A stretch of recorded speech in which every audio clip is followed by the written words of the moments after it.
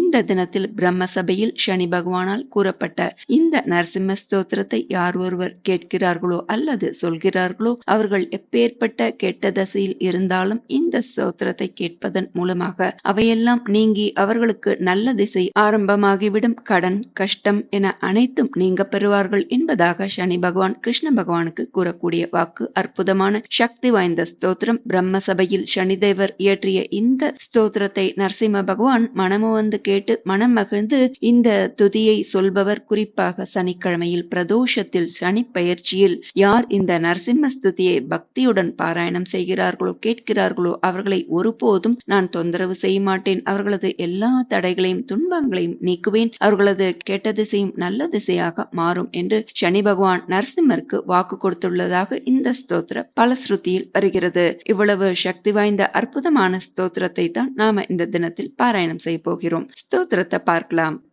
ஸ்ரீ நரசிம்ஹஸ்துதி சனிஷ்சர கிருதம். ஸ்ரீ கிருஷ்ண உவாச்ச சுலபோ பக்தி யுக்தானாம் துர்தர்ஷோ துஷ்டசேதசாம் अनन्यगतिकाणाञ्च प्रभुर्भक्तैकवत्सलः शनैश्चरस्तत्र नरसिंहदेवस्तुतिं चकारामलचित्तवृत्तिः प्रणम्य साष्टाङ्गमशेषलोककिरीटनीराजितपादपद्मं श्रीशनिरुवाच यत्पादपङ्कजरजः परमादरेण संसेवितं सकलकल्मषराशिनाशं कल्याणकारकमशेषनिजानुगानां सत्वं नृसिंहमयि देहि कृपावलोकं सर्वत्र चञ्चलतया स्थितया हि लक्ष्म्या ब्रह्मादिवन्द्यपदया स्थिरयान्यसेवी पादारविन्दयुगलं परमादरेण सत्वं नृसिंहमयि देहि कृपावलोकं यद्रूपमागमशिरः प्रतिपाद्यमाद्यम् आध्यात्मिकादिपरितापहरं विचिन्त्यं योगीश्वरैरपगता किल दोषसङ्गैः सत्वं नृसिंहमयि देहि कृपावलोकम् प्रह्लादभक्तवचसा हरिराविरासीत् स्तम्भे हिरण्यकशिपुं यौदारभावः ऊर्वो निधाय उदरं नकरैर्ददार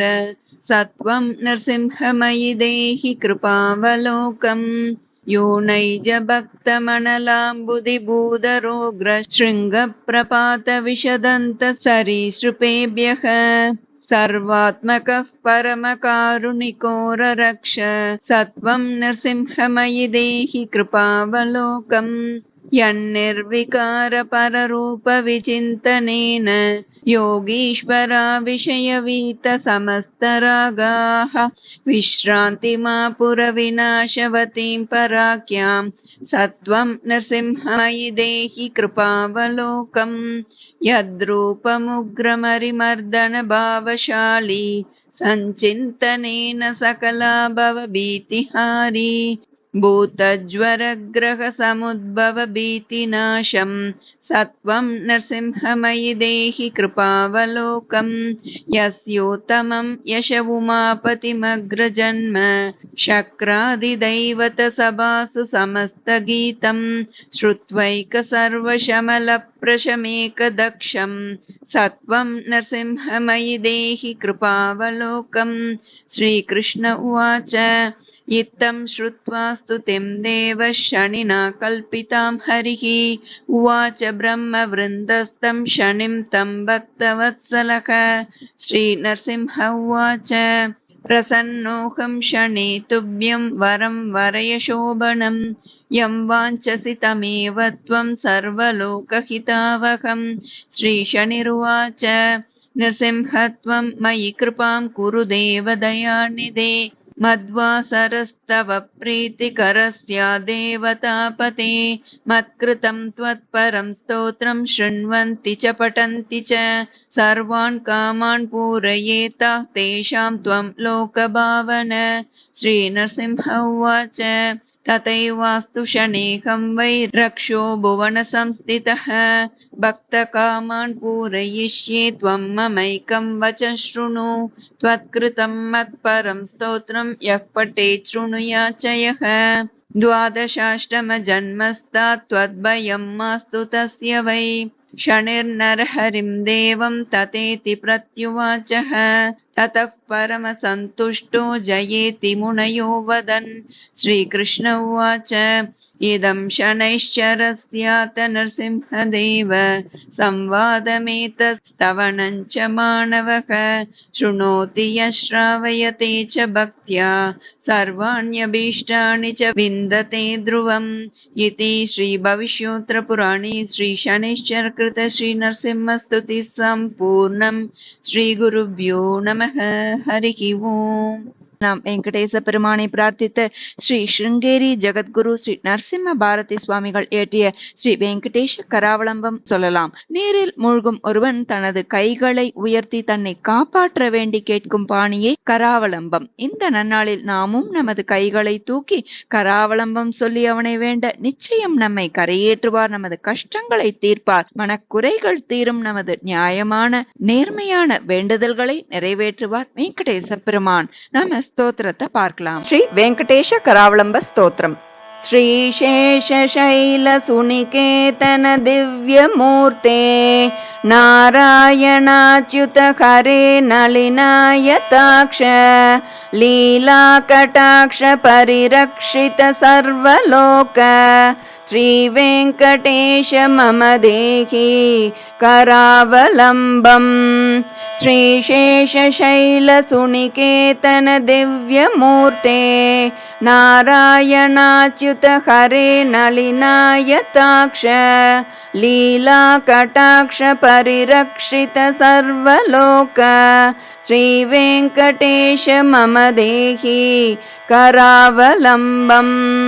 ब्रह्मादिवन्दित पदाम्बुज शङ्खपाणे श्रीमत्सुदर्शन सुशोभित दिव्यहस्त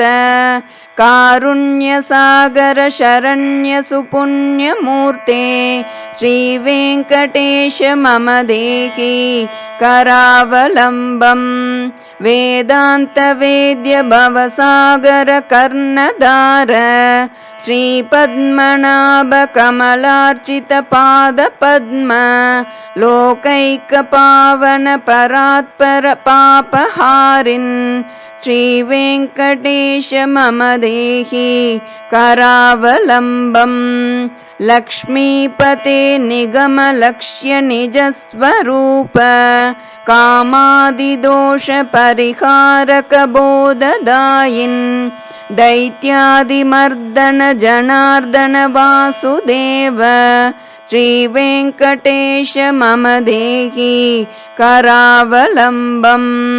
तापत्रयं हर विभोरभसान्मुरारे संरक्ष मां करुणया सरसीरुहाक्ष मच्चिष्यमित्यनुदिनं परिरक्ष विष्णो श्रीवेङ्कटेश मम देहि करावलम्बम् श्रीजातरूप नवरत्न लसत् किरीट कस्तूरिका तिलक शोभिललाट देश राकेन्दुबिम्ब वदनाम्बुज वारिजाक्ष श्रीवेङ्कटेश मम देहि करावलम्बम् वन्दारुलोक वरदान वचो विलास रत्नाढ्यहार परिशोभित कम्बुकण्ठ केयूररत्न सुविभासि दिगन्तराल श्रीवेङ्कटेश मम देहि करावलम्बम् दिव्याङ्गदाङ्कित भुजद्वय मङ्गलात्मन् केयूरभूषण सुशोभित दीर्घबाहो नागेन्द्र कङ्कण करद्वय कामदायिन् श्रीवेङ्कटेश मम देहि करावलम्बम् स्वामिन् जगद्धरण वारिधि मध्यमग्न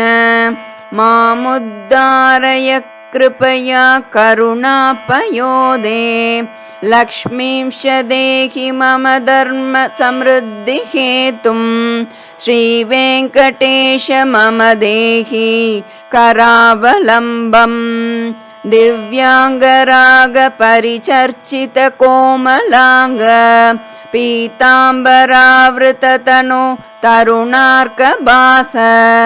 सत्याञ्जनाभ परिधान सुपत्तु बन्ध श्रीवेङ्कटेश मम देहि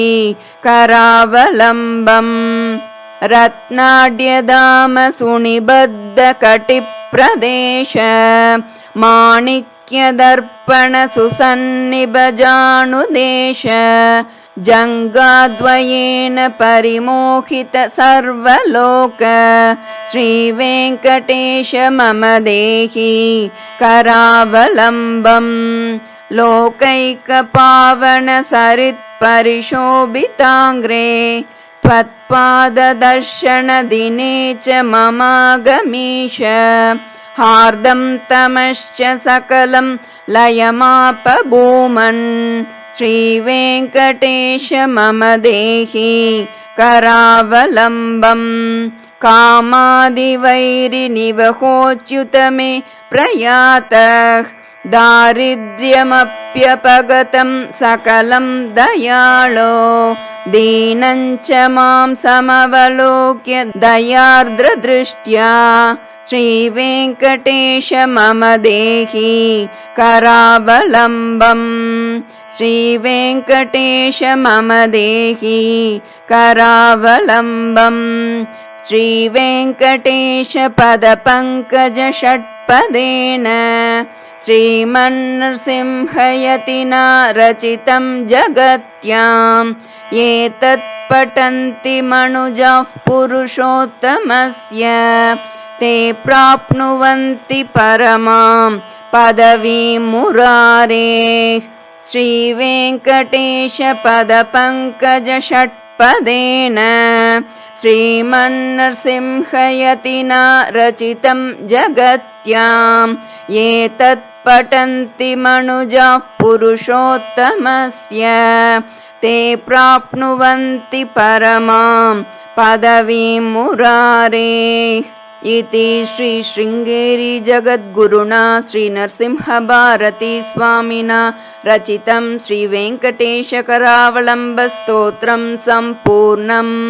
श्रीगुरुभ्यो नमः। हरिः ओम्।